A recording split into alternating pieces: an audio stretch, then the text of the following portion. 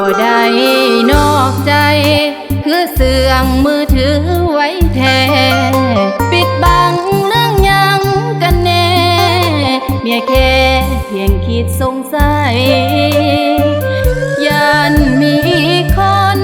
ขอป้าดอนในแชทออนไลน์ลักกดมือถือเฟซอายเห็นเป้าหมายสาวงามหลายคนเสื้อใจมาดนอายคือเป็นคนสัวจังสี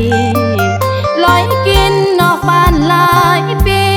น้องได้สามีเป็นผู้คนอื่นป่านถึกมีดแท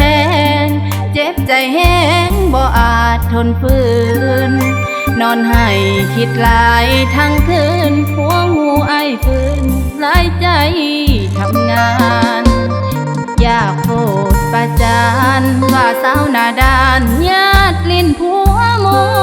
สืบความจริงน้องเลยได้หูตัวเองเป็นสู้กับผัวไทยบ้าน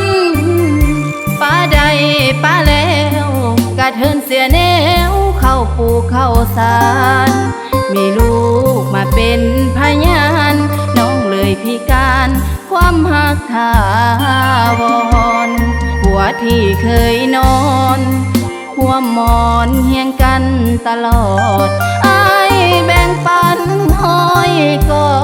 ดต่อยอดเมียน้อยเมียใหญ่ขันสาใจน้องอยากเอาผ้ายองจริงสิสมใจแต่แล้วเหตุยังบ่ได้ยอมให้อภัยย้อนหักผัวแห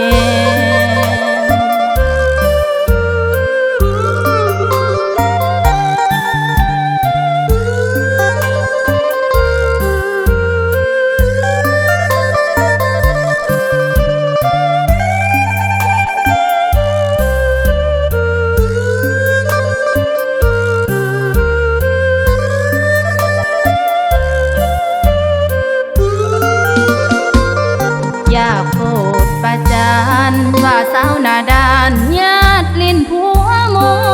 สืบความจริงน้องเลยได้หูตัวเองเป็นสู้กับผัวไทยบ้านป้าใดป้าแล้วกระเทินเสียแนวเข้าปูเข้าสารมีลูกมาเป็นพยานน้องเลยพิการความหักถาวรหัวที่เคยนอนหัวหมอนเฮียงกันตลอดอ้ายแบ่งปันห้อยกอด